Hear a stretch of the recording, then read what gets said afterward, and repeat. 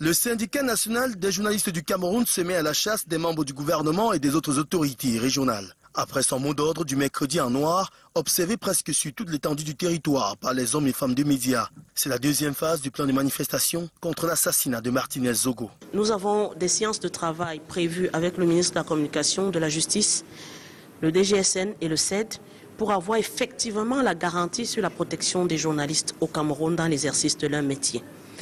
Nous avons ensuite une séance de travail avec l'exécutif régional du SNJC dans les 10 régions du Cameroun pour travailler sur les actions que nous allons mener sur le terrain dès cette fin de semaine.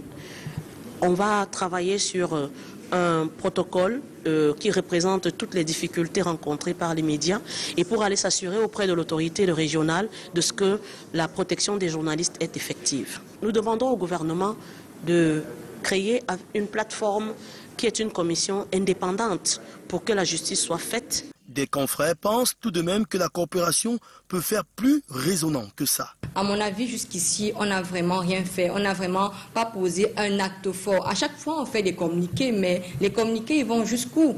On est souvent allé, on a marché. Parfois, ça permet de décanter les situations. Ce qu'on peut faire, c'est presse morte.